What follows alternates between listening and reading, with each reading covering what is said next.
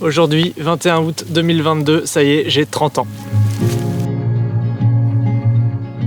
Bon, j'ai longtemps hésité avant de faire cette vidéo et pardon d'avance pour les surexpositions parce que je suis en pleine forêt, en plein après-midi, donc du coup il va y avoir des variations d'exposition. Mais bon, c'est pas du tout le sujet de la vidéo d'aujourd'hui, tu l'as vu dans le titre et je viens de te le dire, j'ai 30 ans maintenant à l'heure où sort cette vidéo. Ah, je vais m'asseoir, hein, ce sera mieux. Le cadrage est un peu mieux. Hop là, c'est bon comme ça. À la base, j'avais prévu de faire une petite vidéo retraçant les 10 dernières années de ma vie, mais j'ai l'impression d'avoir déjà fait ça sur la vidéo Mon parcours que j'ai sorti en début d'année qui explique un petit peu tout ce que j'ai vécu durant ma vie et ce qui m'a amené à là où j'en suis aujourd'hui, c'est-à-dire vidéaste et photographe professionnel à mon compte. Et j'avais commencé du coup à écrire un script de vidéo qui allait retracer les 10 dernières années de ma vie et précisément un petit peu mon état d'esprit, comment ça a évolué, par quelles étapes je suis passé tout au long de ma vie pour en arriver là où j'en suis aujourd'hui. C'est un petit peu en quelque sorte un bilan de ma vingtaine, si on peut dire ça comme ça, bien que je sois pas du tout nostalgique et que avoir 30 ans, en vrai, ça me fait rien du tout. C'est juste que c'était l'occasion pour moi de marquer le coup et de faire une vidéo un peu plus brute, un peu plus spontanée du coup, parce que là j'ai rien prévu, j'ai rien planifié, je suis en train de parler vraiment comme ça sort, j'ai rien écrit. Pour moi, faire ce genre de vidéo c'est quand même assez rare parce que tout est calculé, tout est scripté et tout, et là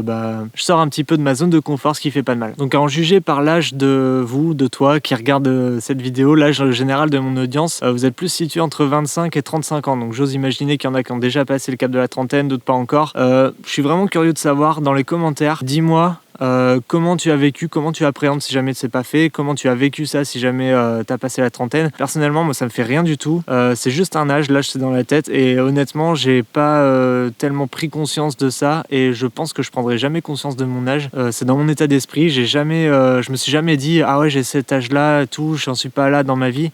Franchement non, y en a qui se lancent très tôt, il y en a qui trouvent leur voie très tôt. Moi je l'ai trouvé assez tard, ma voie, je l'ai trouvée à 28 ans lorsque j'ai pu me permettre de me lancer professionnellement dans un truc que je kiffais et que je kiffe toujours faire et que j'espère pouvoir kiffer toujours les années à venir. Certaines personnes n'ont jamais eu ça, n'ont jamais eu cette chance d'avoir vécu une vie où ils ont fait pleinement ce qu'ils voulaient faire. Moi j'ai la chance d'avoir trouvé quelque chose comme ça, et ça c'est quelque chose que je lâcherai pour rien au monde, et c'est la raison aussi pour laquelle je tenais à faire cette vidéo aujourd'hui. C'était pour t'exprimer un petit peu mon état d'esprit, comment je me sens aujourd'hui, être un peu plus aussi brut envers les personnes qui regardent ces vidéos, parce qu'au final moi je vous connais pas, toi tu me connais peut-être un petit peu à travers certaines de mes vidéos, mais je me suis jamais pleinement livré quant à mon état d'esprit, comment je ressens certaines choses, comment je vois la vie, etc. Alors loin de moi l'idée de partir dans un débat ultra philosophique. Donc en vrai moi l'âge c'est pas quelque chose auquel j'apporte de l'importance. C'est une phrase un peu bateau à dire comme ça, mais l'âge c'est vraiment dans la tête. Avoir 30 ans ça signifie pas que je suis trop vieux pour certaines choses ou trop jeune pour d'autres. J'en suis juste là où j'en suis aujourd'hui et je suis super heureux. Je me suis jamais senti autant en forme qu'aujourd'hui. Donc pour retracer un petit peu mon état d'esprit durant ces 10 dernières années, parce que c'était à l'origine la vidéo que je voulais faire, je manquais de temps déjà d'une part parce que là on est à 2 jours de mes 30 ans et j'ai clairement pas le temps de mettre en place une vidéo de la sorte, ça demanderait au moins 1 semaine ou 2 semaines de travail, j'ai clairement pas le temps. Donc du coup pour retracer un petit peu mon état d'esprit, j'ai commencé la vingtaine ou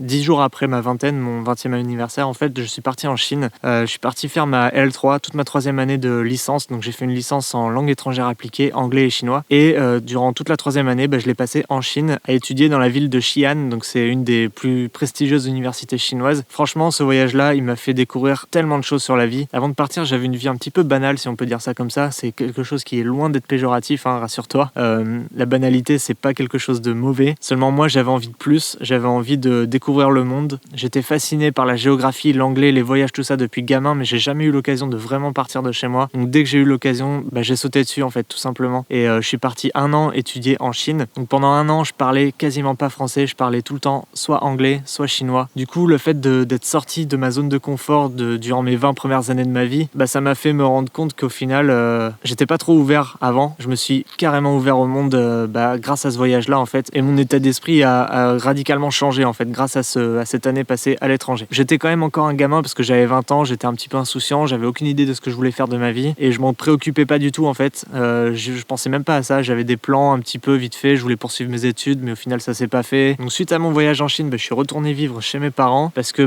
j'ai été refusé posé sur le master que je voulais faire. Je voulais faire un master dans le droit et le commerce du vin spécialisé en chinois. Et j'avais vu qu'il y avait un master à Bordeaux dans le droit et le commerce viticole. Donc je me suis renseigné sur ça, j'ai envoyé ma candidature et j'ai été refusé. Donc c'est pour ça que j'ai arrêté mes études. J'avais continué par défaut un master à La Rochelle parce que j'avais eu ma licence à La Rochelle et de fait j'étais automatiquement intégré en master si jamais je trouvais pas autre chose ailleurs. Ça me plaisait plus, le chinois j'en avais marre. Je voulais vraiment arrêter même si j'avais des très bonnes notes et surtout des excellentes notes en anglais parce que je parle quand même assez bien anglais et du coup je voulais continuer dans cette voie-là mais je trouvais pas. Donc du coup j'ai décidé de totalement arrêter, d'essayer de réfléchir à ce que je voulais faire plus tard et la vie continue. Du coup je reviens chez mes parents, 1, 2, 3 années passent, j'enchaîne les petits boulots tout ça et le temps passe. Du coup je me préoccupe pas tellement de ce que je veux faire plus tard, je suis complètement paumé et un jour je me suis dit quitte à être perdu autant mettre toutes les chances de son côté, essayer de voir un peu plus le monde. Et c'est à ce moment-là que j'ai eu un déclic dans ma tête. Je me suis dit j'ai un rêve de gosse depuis tout gamin,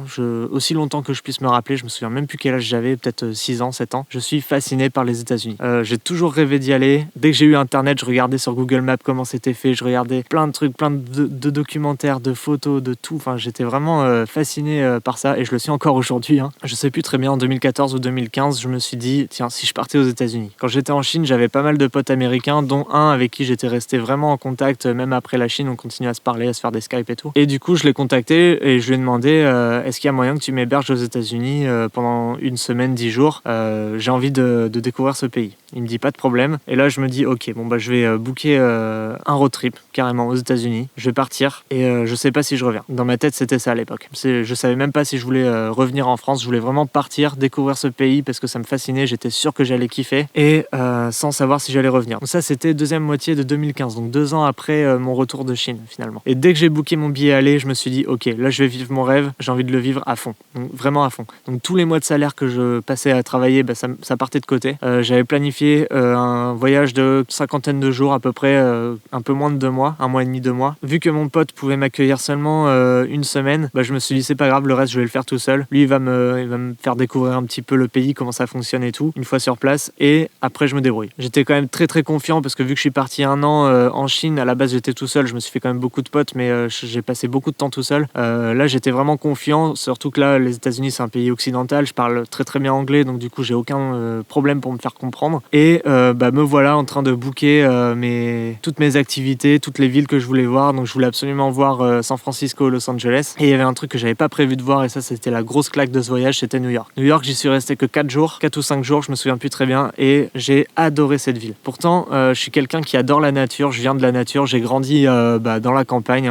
Je sais pas pourquoi, je suis toujours et j'ai toujours été fasciné par les grandes villes. Et New York c'était clairement ça a été la grosse claque durant mon voyage et c'est là où mon mindset a changé en fait. Et du coup, là où ça a évolué un petit peu dans ma vie, c'était à ce moment-là. Parce qu'au moment où je suis parti, peu de temps avant, j'avais acheté mon premier boîtier réflexe. Je voulais essayer la photo. Je me suis dit, je vais pas partir en voyage en photographiant des trucs avec mon téléphone. Ça a aucun sens pour moi. Je voulais vraiment marquer le coup, essayer d'apprendre la photo et de capturer des beaux moments, des beaux paysages, tout ça, une fois sur place. Donc j'ai acheté un boîtier un petit peu avant de partir. J'ai appris quelques bases de la photo en France, mais c'était pas trop ça. Et surtout, 1 semaine avant de partir, j'ai rencontré ma chérie, Céline, avec qui je suis encore aujourd'hui. Ça fait un peu plus de 6 ans qu'on est ensemble, on vit ensemble, on projette d'acheter une maison ensemble d'ailleurs en ce moment. Et du coup, ça a bousculé un petit peu tous mes plans parce qu'à la base, j'avais qu'un seul billet aller. Et dès qu'on s'est mis ensemble, je me suis dit, ok, il faut absolument que je retourne en France. Donc j'ai acheté un billet retour. Je sais plus si c'est avant de partir ou une fois là-bas, je sais plus. Mais en tout cas, je savais qu'il fallait que je revienne en France. Ma vie, elle est là. Et je me voyais pas du tout passer à côté de cette relation. Enfin bref, c'est pas le sujet. Donc pour en revenir au mindset, une fois que j'étais aux États-Unis, que j'avais mon boîtier, je savais pas trop bien quoi faire avec. J'étais dans un pays où j'en prenais vraiment plein les yeux, j'étais fasciné. Dès que je tournais la tête, j'étais là, oh trop bien, trop bien. Vraiment un gamin quoi, j'étais comme un gosse là-bas. Tous les jours, j'essayais de documenter au maximum mon voyage.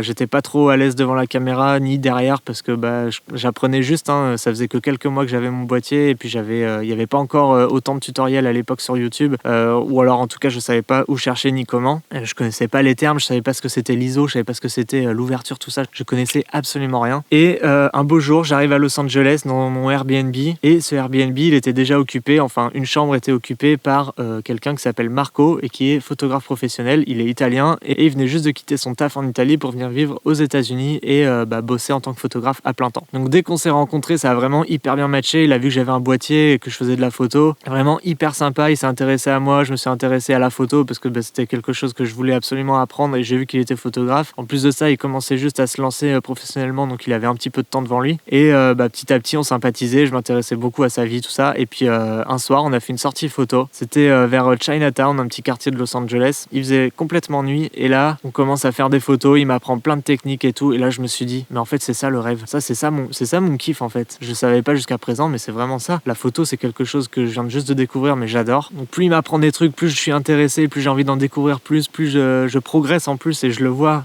que je progresse. Donc je me dis, mais ouais, mais c'est trop bien. Et c'est à ce moment-là, petit à petit, que mon état d'esprit change et je me dis, c'est ça que j'aimerais bien faire dans ma vie, faire des photos, essayer de capturer les moments d'une personne. Donc à partir de ce moment-là, en gros, à partir de ce voyage aux États-Unis, c'est là où ma vie a radicalement changé dans ma tête. Plus jamais je me suis posé la question de ce que je voulais faire plus tard, je me suis juste dit comment je vais y arriver. Et pour y arriver, forcément il faut du matos, il faut un peu d'argent, il faut se faire un nom, il faut se faire connaître, il faut progresser aussi, avoir une identité visuelle et tout. C'est pour ça que en rentrant, je me suis pas lancé directement parce que j'avais quand même beaucoup de choses à apprendre. J'ai trouvé des boulots à droite à gauche. J'ai emménagé avec ma chérie, donc du coup je devais trouver un emploi un peu plus stable pour ramener un salaire tous les mois, tu connais. Je bossais en fait dans la logistique en tant que magasinier au début dans le milieu pharmaceutique et après j'ai perdu mon emploi et je suis arrivé chez Stelia qui est un sous-traitant de Airbus, donc toujours dans la logistique aussi. Mais au fond de moi, je sentais qu'il y avait quelque chose de créatif qui commençait à émerger. Je pouvais pas ne pas essayer cette vie-là. Mais en même temps, j'avais cette stabilité qui pouvait me permettre de ramener un salaire tous les mois et de payer le loyer. Donc ça, c'est quelque chose que je pouvais absolument pas lâcher. Et du coup, j'avais pas beaucoup de temps pour progresser, pour prendre mon boîtier, faire des sorties photos et tout. Donc suite à ça, j'ai 25, 26, 27, 28 ans. Mon état d'esprit commence à switcher et me dire c'est ça qu'il faut que je fasse de ma vie. C'est juste quand se lancer, c'est là, c'est bientôt, mais quand, c'est là le problème. Puis il faut savoir un truc, c'est que de nature, je suis quand même assez réfléchi et j'aime pas trop les sauts vers l'inconnu, surtout le manque de stabilité, parce qu'on sait jamais ce que ça peut engendrer derrière. On peut du jour au lendemain ne pas avoir d'argent et être à la rue de notre maison. Ça, c'est quelque chose dont j'avais vraiment pas du tout envie. Mais du coup, ce que j'ai fait, c'est que j'ai gardé mon emploi, même si j'étais pas très heureux, pas heureux du tout même. Mais ce qui me rendait heureux, j'avais une petite lueur d'espoir au fond de moi, c'est que j'avais ce mindset qui me disait, ok, ça c'est juste alimentaire, focus sur ce qui te plaît vraiment et un jour t'y arriveras. Ça, c'était vraiment l'état d'esprit que j'avais durant à partir de 2017-2018 à peu près, avant de me lancer, vraiment. À partir du moment où j'ai commencé à avoir cet état d'esprit et à l'adopter, je me suis dit, ok, qu'est-ce qu'il faut pour arriver là où je veux arriver? Alors je vais passer peut-être pour un dingue à dire ça, mais quand je partais bosser il y a à peu près 4 ans, tous les matins, enfin peut-être pas tous les matins, mais parfois je mettais mon portable et je me filmais en visio et je me parlais à moi-même ou à mon futur moi et je me disais, j'espère que tu seras heureux plus tard, j'espère que tu seras lancé en tant que vidéaste et que tu seras vraiment heureux. Je te spoil pas à la fin, mais oui, je suis complètement heureux aujourd'hui, je regrette pas du tout ce qui m'est arrivé. J'espère ne pas être le seul à avoir fait ça parce que sinon je vais passer pour un dingue, mais du coup c'est ça qui m'aidait en fait, le fait de me livrer et ces vidéos n'ont jamais vu le jour, ni même ma chérie, ni même moi je les ai regardées depuis, je sais même pas si elles existent encore et c'est marrant au final que je repense à ça encore aujourd'hui parce que j'avais complètement oublié, mais j'avais déjà cet état d'esprit d'auto-entrepreneur, je voulais absolument réussir par moi-même et pas enrichir quelqu'un que je connaissais absolument pas finalement. Et du coup un beau jour de 2020 il est arrivé une petite catastrophe qui a mis le monde en PLS et à ce moment-là je voulais absolument me lancer, j'avais une idée de comment le faire, donc je voulais quitter mon travail, j'étais en CDD et j'avais dit à mon patron ok je quitte mon travail et j'avais possibilité de faire une formation pour avoir un autre boulot dans la même entreprise mais beaucoup mieux payé avec des horaires un petit peu plus flexibles et grâce auxquels je pouvais accorder plus de temps à mes projets pro et aussi je pouvais financer du matos parce que j'avais un plus gros salaire. Donc ça c'était vraiment le plan depuis à peu près octobre-novembre 2019. Donc à ce moment-là il n'y avait pas de Covid, ça n'existait pas ou alors c'était pas du tout répandu en France. Quand on entend parler du Covid en janvier, fin janvier il me semble, février 2020, là je me dis ok, la formation ça sent pas bon parce que je savais très bien que le monde allait shutdown, donc ce qui veut dire shutdown, plus d'avions, donc plus de production d'avions et je bossais dans le milieu aéronautique. Voilà, donc j'avais vu le truc venir et je me suis dit ok, pas de formation, donc je vais me retrouver au chômage quoi. Et au final, je regrette pas du tout ce moment-là, même si ça a été vraiment très compliqué au début, je te l'avoue, parce que j'avais pas de clients, clairement pas. J'avais acquis un peu de compétences, mais vu que mon boîtier de l'époque était un peu daté, je me sentais très vite limité sur ce que je pouvais faire en photo et en vidéo, parce que je m'étais davantage rapproché du domaine de la vidéo que de la photo. La vidéo, c'est vraiment plus mon milieu, plus ce que je kiffe faire, et encore aujourd'hui. Mais par contre, j'avais un allié avec moi, c'était le temps. À partir de mars 2020 jusqu'à ce que je book mes premiers gros clients, peut-être un an plus tard, j'avais énormément de temps. Donc grâce à ça, je me suis formé autant que je pouvais. Je me suis pris des formations en ligne, je me suis acheté un petit peu de matos grâce aux quelques clients que j'avais à l'époque. J'ai vraiment essayé à fond d'augmenter ma valeur en tant que vidéaste, photographe, outil multifonction en gros. J'ai vraiment acquis le plus de compétences possible. Donc voilà, je me suis formé à fond, j'ai trouvé mes premiers clients, j'ai lancé ma chaîne YouTube aussi, quelque chose que je pensais pas du tout faire et qui au final, je me mets à apprécier de plus en plus. Même si je vous connais pas, toi je te connais pas derrière ton écran, je sais pas, j'aime bien faire des vidéos pour YouTube. Je trouve que c'est un moyen de rester productif tout le temps et surtout d'apprendre à d'autres personnes toutes les connaissances que moi personnellement j'ai emmagasinées durant ces 3-4 dernières années. Donc déjà un grand merci à toi, à vous sur YouTube qui suivez mon travail et qui continuez à vous abonner petit à petit.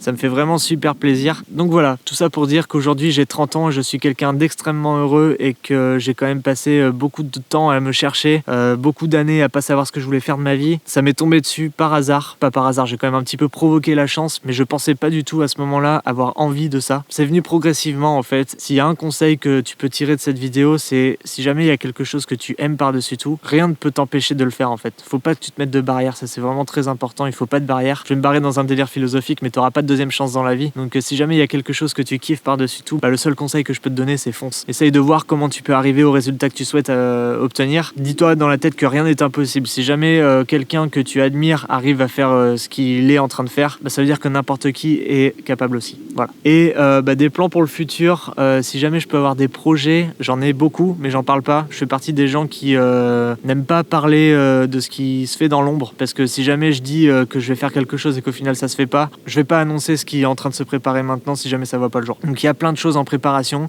j'ai plein de projets en tête, j'en ai des milliers, et au fur et à mesure que le temps passe, les projets s'accumulent et s'accumulent. Petit à petit je prends le temps, je gère tout seul, donc c'est vraiment pas évident. Le temps c'est vraiment mon pire ennemi et mon allié à la fois de temps en temps. Super, la batterie qui coupe juste avant la fin. Ce que je disais, j'ai des projets de voyage, j'ai des projets de vidéos, j'ai des projets pour le futur de cette chaîne aussi également, parce que je vois que ça prend un peu plus d'ampleur, un peu plus que ce que j'avais anticipé et ce que j'avais imaginé, parce que j'avais rien anticipé du tout au final. Pour être totalement honnête, YouTube c'était vraiment quelque chose que je mettais de côté. Même si je faisais des vidéos toutes les semaines, je prêtais pas du tout attention à l'évolution de ma chaîne, et je vois que ça commence un petit peu à plaire, donc je me dis ok, il y a peut-être quelque chose à creuser de ce côté-là. Donc j'ai des idées, tu verras ça en temps et en heure. J'ai des idées d'achat de matos aussi, peut-être d'ici la fin de l'année. Quelque chose que je peux d'ores et déjà t'annoncer, c'est que je vais passer mon brevet de télépilote. Enfin, je me suis inscrit. Je devais le faire depuis le début de l'année, voire même fin d'année dernière, mais j'ai jamais trouvé le temps de le faire. Là, je me suis enfin inscrit. Je passe mon brevet en octobre, vu que j'ai un petit peu moins de clients durant cette période-là. Le timing tombe parfaitement en fait. Ça, c'est quelque chose que je peux enfin t'annoncer. Je suis vraiment trop content. J'ai hâte de m'y mettre parce que c'est quelque chose qui me passionne vraiment, le drone.